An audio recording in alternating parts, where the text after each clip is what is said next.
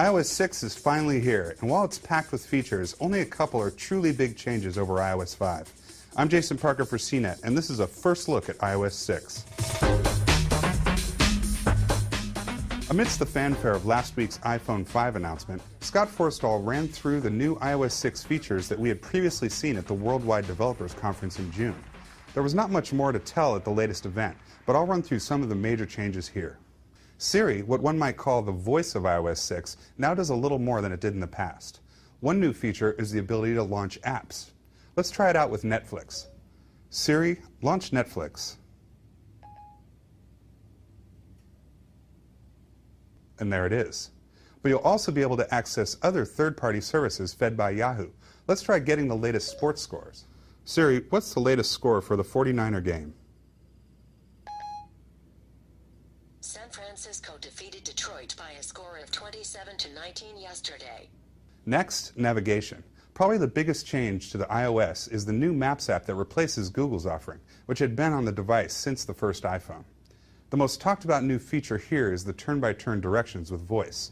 Starting route to Pier 41.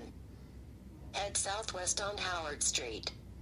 What's great about it is if you have your iPhone mounted on your dashboard, you can also have a 3D view to guide your journey. Another feature that's more for wow factor than it is practical is the flyover view. On the iPhone 4S, you get a high frame rate as you swipe to view the map and even rotate with a two-finger twist. No doubt it is gorgeous, but the question is, besides showing off your iPhone, how many practical uses does it really have? And now Facebook integration. Twitter integration was already a part of the operating system in iOS 5, and now you'll have a similar experience with Facebook. From the photo library, I can touch the Share button, choose Facebook from the new sharing layout in iOS 6, optionally add text and a location, and touch the Post button. That's it. Part of the new Twitter and Facebook integration in iOS 6 also means you can post directly from the notification center. Simply swipe down from the top and you'll see new buttons for tweeting or posting to Facebook front and center. Next, shared photo streams. With iOS 6, you can share a stream of photos with friends and family in only a couple of steps. Simply go to the Photos app, hit Edit to select the photos you want to share, then touch the Share button. All you have to do from here is touch Photo Stream, then select who you want to share the photos with. Your recipients will receive an email, then be able to view the photos in the Photos app on iOS 6 or iPhoto on the Mac. Non-Apple device users can look at the photos in a web browser. Another useful new feature is the new phone controls. Now when someone calls you and it's a place you can't answer, you can swipe up for on-screen controls to quickly reply via text or remind yourself to call back later. You can choose from a few canned responses from Apple or send a custom message.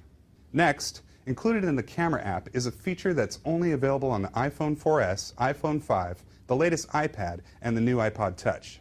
You'll now be able to take a panoramic picture up to 240 degrees with one sweeping motion. What results is a mostly seamless panorama. There are plenty of other new features in the latest iOS, but in the interest of time, here are a few highlights. There's also the VIP list in the Mail app that makes it so you can get notifications from the important people you choose. New features in Safari offer full-screen landscape views and iCloud tabs that let you share tabs across devices. And don't forget about Passbook, which lets you purchase tickets through apps, then use your iPhone for a quick code scan at the venue.